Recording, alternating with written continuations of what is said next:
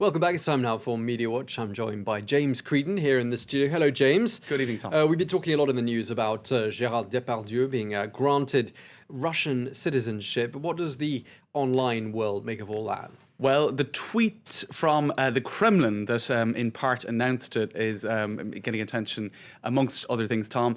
If we take a look on the computer, you have President of Russia, the official Twitter account of the Kremlin, Vladimir Putin, signs order giving Gérard Depardieu Russian citizenship. The remark to be made there, I suppose, is that they're certainly not being discreet about this. Putin is quite pleased to put it out there and to, I suppose, rub Hollande's nose in it a little bit, it might be said. Now, the latest piece of information coming out about this evening is that they spoke on the telephone, Hollande and Depardieu.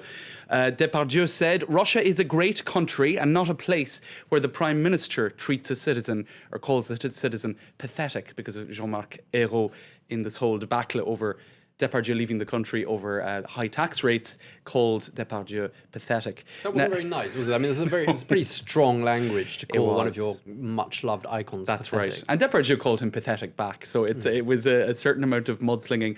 Now, in terms of the reaction, you do have a lot of satirical bits and pieces online. This is Khodorkovsky behind bars, and this is on the Russian web. Depardieu studying his new role as a Russian billionaire. I think he's probably going to get better treatment than Khodorkovsky. That's another sort of cartoonish piece showing him in kind of, I don't know. It's like one of Robin Hood's men. I'm not quite sure, very mixed. It's meant to be Russian, I'm not there. sure what exactly. Citizenship is the sacred right of the checkbook, says this cynical person, Liam Connell. And you do see photos like this doing the rounds as well, or mashups with a golden passport that I think does not resemble the authentic Russian one much. Another person here in French saying Depardieu has got to be the only Russian millionaire silly enough to choose Belgium over the Côte d'Azur. But the thing is there, Belgium have now said, hey, if you've taken a Russian passport, you can't come to Belgium, because the whole thing is he was seen as being in tax exile in Belgium. Anyway, He's found better off. perhaps. No one likes that. What about this? Here you like have, again, I doubt that's the real deal. That's quite an old photo of Depardieu. And here it's somebody saying he must have gotten Russian nationality after a blood test. Somebody inferring that maybe Gérard and the Russians both like a drink now and again. This is my personal favorite, Gérard Depardieu, or Depardievsky. That's very poetic. Yes, it speaks volumes, those two words. They do indeed. He's settling in.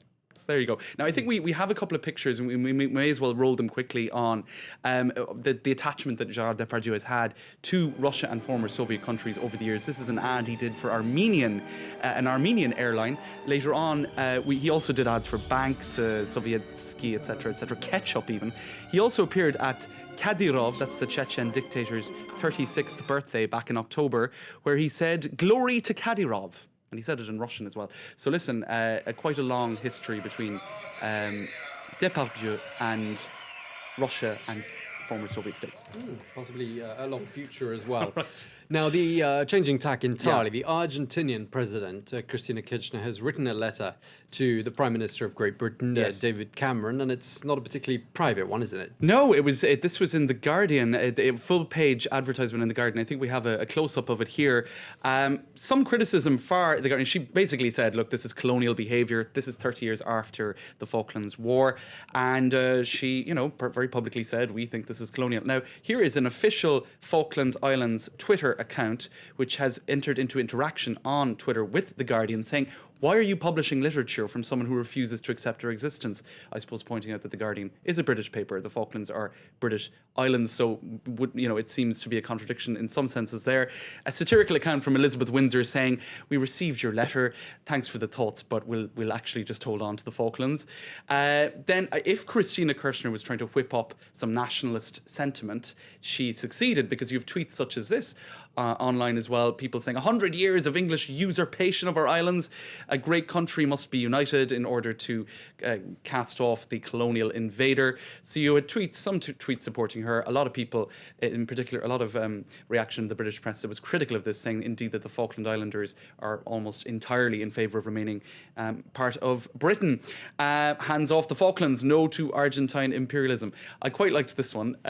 It's a bit tongue-in-cheek. Attacks colonialism wants to colonize the Falklands. And I think we can just finish, Tom, with these images. This was an ad before the Olympic Games. You might remember it.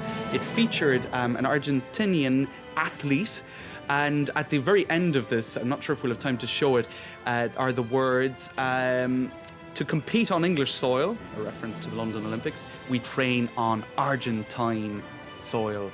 So this is a sort of a regular, I suppose, and that's drum particularly beat. poignant and difficult for British people to digest because that was a war memorial. That's he right. was doing his exercises on. That's right. So it didn't go down well in Britain. So there you go. It's a regular conflict that comes back quite publicly. All right, we're going to have to leave it there. Thank you very much Thanks, Tom. indeed, James Creed, and that was Media Watch. We'll be back in a minute and a half with a wrap of the top news stories. Do stay tuned.